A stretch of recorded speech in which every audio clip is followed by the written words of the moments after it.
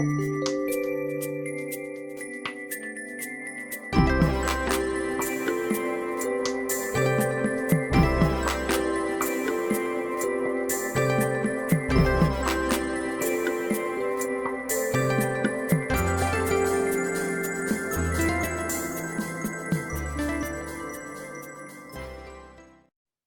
and welcome to Pandora Astrology's monthly horoscope for June of 2023. We are the astrologers of Pandora Astrology. I'm Jamie Kale Miller. I'm in Berkeley, California. And I'm Julia Mijas, and I'm in San Francisco, California. Let's take a look at what's happening in June. Well, Libra, we're going to talk about Pluto today. And I've been mentioning Pluto lately in the horoscope because Pluto has changed signs this year for the first time in more than a decade. So I spoke to this a little bit last month, and I hinted that Pluto sticking his buddy little head into your fifth house means that he's in the mood to begin transforming you in the arena of play, and potentially also in the arena of parenting and children, and also potentially in the area of your ego and your personal brand. So that is going to go forward, but not right away. Pluto has turned retrograde and is going to be backing up out of this house. He will return to this house in January of 2024 and proceed to be moving along this house for a good decade plus at that point. But that is for then, and this is for now. Pluto does retrograde, fairly early in the month on June 11th, back into your fourth house, and is returning to some of the themes that he's been very preoccupied with in the last decade plus, which is to say as far back as 2008. So Pluto brings transformation and metamorphosis. He's been moving through your fourth house of home and family, domestic life, heritage, and roots, transforming your relationships with family members, your relationship to home, your very concept of what home is for you, the feel of being at home and having a nest, and what supports you and your inner life. So this can be, when Pluto is in your fourth house, family can feel like a very vulnerable thing. It can feel very raw to be at home and to be relating with family members, but that is the richest time for transformation. And if you have been handling yourself with grace and graciousness and shedding what you need to shed and letting go and grieving what you need to let go of, then Pluto is not going to, deal you any further harm. So Saturn is traveling along through Pisces in your sixth house. Saturn brings discipline, pressure, heaviness, seriousness, duty, obligation. You can feel like you're being tested or criticized or judged in any house that Saturn is passing through. And Saturn will probably be in your sixth house for a total of 2.5 years, having this year being the first year of that. So the sixth house is the house of work, health, service, and personal organization. Saturn is bringing discipline to this area and demanding, maybe even just showing you how broken down your systems are, how disorganized you've become at work or at home, and how things are just not running like that well-oiled machine that you want them to be. And so Saturn's promise, though, is that if you do the work, you roll up your sleeves, you apply yourself, and you approach it in a disciplined and structured way, and you set goals, that you can achieve, you can gain traction with all this stuff. And you've got 2.5 years to do it. So this is a good thing to be thorough about and take your time at. Saturn is going to go retrograde mid-month on the 17th, and that might be a very pivotal day when some big insight comes to you about, that you've just gotten to the end of your rope about how disorganized things actually are, or with an employee or somebody that works for you, or something in your office situation. and that you just can't take it anymore, and you are trying to steel yourself and figure out what it is that you can apply that discipline to that is going to move the needle on this.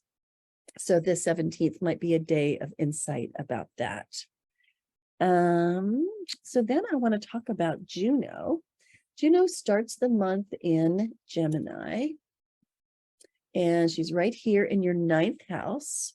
So Juno usually spends about 2 months in a given house, and she is already in this house when the month begins and will be here for most of the rest of the month, but not all.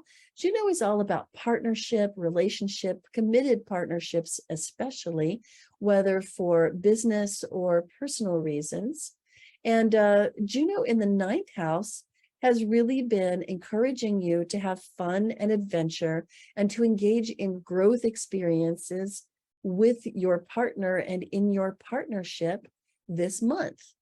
And she will go on encouraging you to do those kind of things until she leaves this house, actually until she conjuncts the sun on the 20th, and that could really be the peak of that kind of pressure. If by the 20th you haven't had an adventure, an exploration, or a growth experience with your partner, maybe traveling, a trip, maybe an outdoor adventure with your team at work, a team building exercise, if you haven't done it by the 20th, you might really feel like, wow, this is overdue. So making that happen in the first 2/3 of the month is recommended. And then Juno's going to shift on over into the 10th house of career, really bringing your attention to the relationships and the network that you've formed at your place of work and through your career.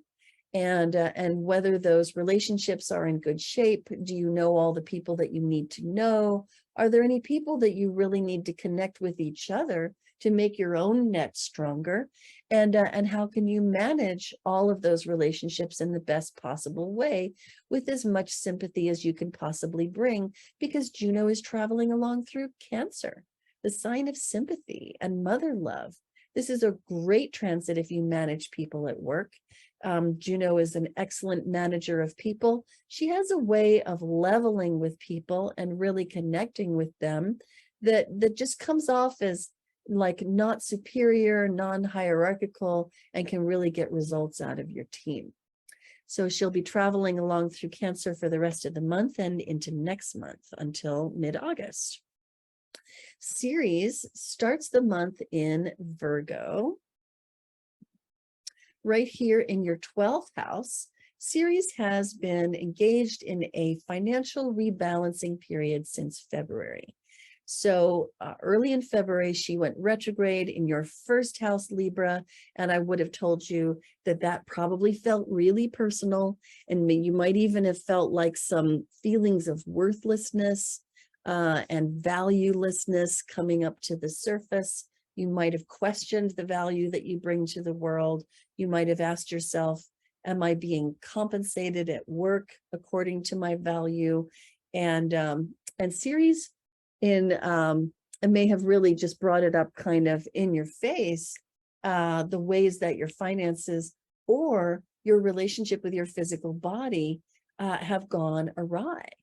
And so during her retrograde journey, which lasted from early February through early May, she has really guided you through an exploration of how those areas can be improved.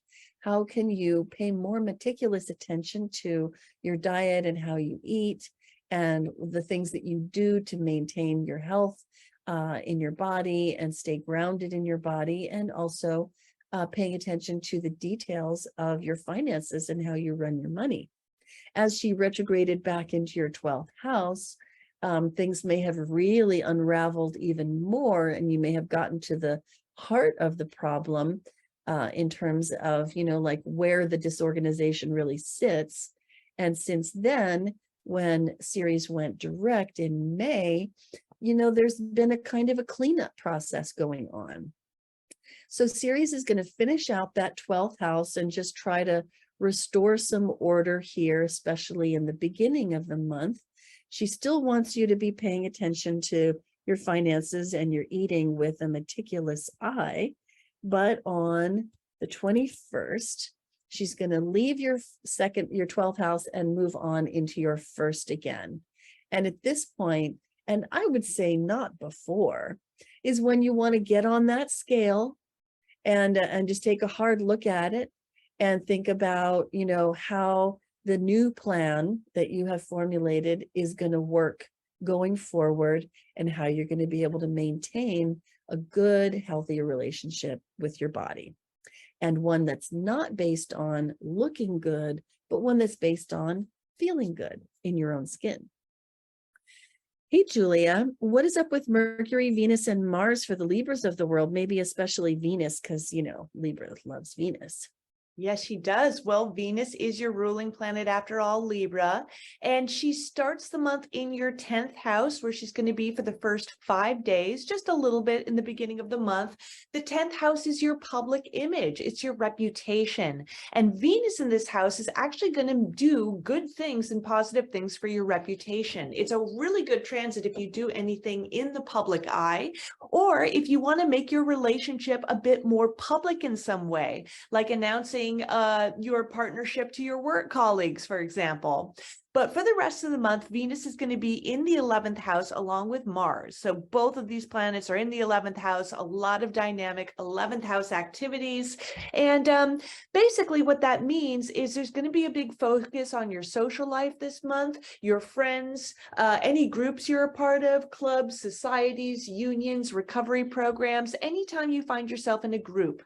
There's just going to be a lot of activity there. With Venus in the 11th, you could be benefited by friends. You could have some pleasure from being a part of the groups that you are in your life. Mars is also in there as well. So there is the potential for some competitiveness with friends as well, or, maybe some disagreements with the group at large too. Having both of these planets in there, I think they're going to kind of not cancel each other out, but sort of help each other. Mars is going to give Venus more of a drive, and Venus is going to make Mars a little bit more diplomatic and chill. I think this is going to be a fabulous month for trying to pursue some long-term goals of yours, because the 11th house is hopes, wishes, and dreams. So those are the long-term goals that it takes a while to realize, like, maybe buying a house one day, or opening a business, or writing a book.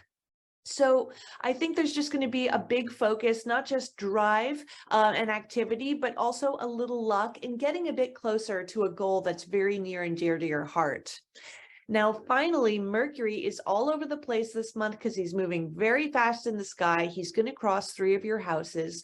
The first house is your 8th house. That's a financial house. It's also a house of research and investigation. So there might be a lot more communication in your life about finances, maybe with your partner, maybe with your family, maybe with your financial manager. And you might be thinking and strategizing more about money. You could also be researching and investigating something very deeply in your life the first third of the month. Then mid-month, Mercury is going to be in the 9th house. This is a house of travel. This is a house of philosophy. It's a house of also the law too, legal matters in your life. So Mercury in the 9th, moving this fast, is a great time for signing a contract, like where last month when it was retrograde, not such a good idea. So getting sort of the legal matters in your life sort of figured out and putting your mind to them, that's a really good, that's a very good use of the mid-month with Mercury in the 9th. You could also be wanting to travel or plan or strategize some trip or journey, especially if it takes you very, very far away. And this is a fabulous transit for learning new things. It's good if you're in school too. Then by the 26th, Mercury enters your 10th house. Again, that's career and reputation. So your mind will be really much more on career by the end of the month. You could be strategizing, planning. This is a good time to write or update your resume, for example. Then by June 30th, Mercury directly conjoins the sun. We call that greater epiphany day, versus when it's retrograde and conjoining the sun, then that's lesser epiphany day. And this is a time of insights and revelations, and it's all happening in your 10th house, which means that you're going to have a little more clarity around then about what's going on with your career, your life path in general, or even your reputation too. So a very good day to keep track of by the end of the month, Libra. Hey, Jamie here. Did you know we run live workshops monthly where you can get questions answered about your own chart? Join us for a live customized reading of your personal chart. This month's topics are success and your Saturn return, transiting nodes and your destiny, and harvesting opportunities during your Jupiter luck year. And these workshops are available exclusively for our beloved Patreon subscribers. You get the Nodes and Destiny workshop with your Tier 2 subscription, and you get all 3 workshops with your Tier 3 subscription. It's easy to sign up at the Patreon link in the description below. Now let's get back to the video. Well, let's talk about moons. On June 3rd, we have the first moon of the month. It's a full moon in Sagittarius that lands in your 3rd house, Libra. Now, full moons can be they can bring up relationship dynamics because of the push and pull between the moon and the sun. The moon is pulling for adventurous, playful, upbeat explorations. I'm thinking of this moon in Sagittarius as being like the socially clueless jock, if you will. Sun in Gemini is more of the role of the retiring or introverted nerd who thinks things through an awful lot and likes to make plans and come up with ideas, and perhaps with a little bit of intellectual superiority thrown in there, but doesn't really like to act on them very much. So these two are just tugging at each other and in a sort of a conflict, but there is a lot of help in this moon. We have Pallas Athena and Mars trining the moon. We have Chiron also trining the moon. And so these other planets are helping the sun and the moon to get along. So this moon could really be characterized by a lot of fun. But I do want to say that wherever the moon is full in your chart, there can be like emotional outbursts, right? And this is a house of communication. So I would definitely watch out for that foot and mouth disease phenomenon during this moon, when you might be, in your exuberance, in your enthusiasm, but without really thinking it through. You might just say stuff that you're feeling and be really honest or really blunt, or just, completely not get the impact of what you just said. And then there may be somebody in your life who, mirrors back to you that, wow, that really didn't land in the best possible way. So there may be some need for dialogue during this moon. Then the other moon of this month is the new moon in Gemini coming on the 17th. And so here we see a big gathering of planets right there in your 9th house, having migrated there from your 8th house over the last couple of months. The 9th house, as we know, is that house of travel and adventure, exploration and growth. It can be a house of religious experience, a house of faith. It's certainly a house of resilience and bouncing back. And so what a great time for travel and for growing during this month with all of these 9th house placements. But everything ends. And so the sun is actually, you know what? I didn't say enough about this actual moon. So new moons are times of birth. They're times of renewal, and especially I like to think of them as the planting of seeds. Seeds are planted in the darkness. The new moon is a time of darkness and mystery, and you don't see the results of those seeds right after you plant them. You have to wait for them to blossom, right? And germinate and do all the good things. And so, but this is a really fertile moon when it comes to ideas and thoughts and fancies and whims and conversations that can generate all that great stuff. And that can happen very much as part of a growth process when this is happening in the 9th house. Now, we're calling this moon New Ideas Dream Tested. And the testing part has a lot to do with Ceres, very practical earthy Ceres in very practical earthy Virgo, squaring this moon and demanding that these ideas be tested, and opposite to Neptune, which also squares this moon, and demanding that these ideas be dreamed up and imagined in full, before they get launched out into the world. So there's some dynamic tension here between Ceres and Neptune, pushing and pulling between the practical world and the world of imagination as these little baby dreams come into the world and just get tested right away. So there's been all this emphasis in the 9th house on growth and expansion, hope and positivity.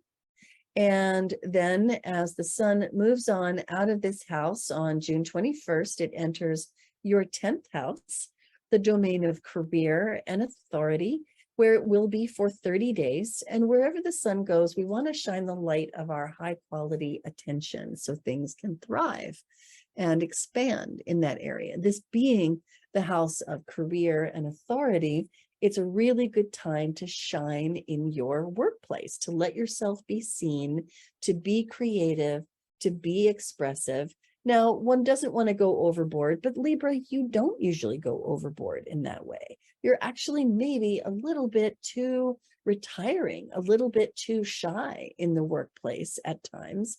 This is, after all, a domain that's populated mostly with the sign Cancer. And so this could be a really good time to overcome your natural reticence and sensitivity and express yourself and be seen and noticed and be shiny and to be recognized for all of the beautiful sympathy that you bring to the workplace. So bring that kind of good quality attention and sunlight and shininess to your workplace for 30 days from the 21st. And who knows, you might get some recognition that is well-deserved. Well, that's all we have for you today. If you love Pandora Astrology's free and informative horoscopes, then please do hit that like button, subscribe to our channel, and share our horoscopes with your friends. You can find out so much more about how this month's transits affect you in very personal timing in our monthly transits workshop for Tier 2 patrons on Patreon. And it's practically free at $15 a month. Find the link in the description below to sign up. Enjoy this beautiful springtime. And until next time, we'll see you around the cosmos. Bye-bye.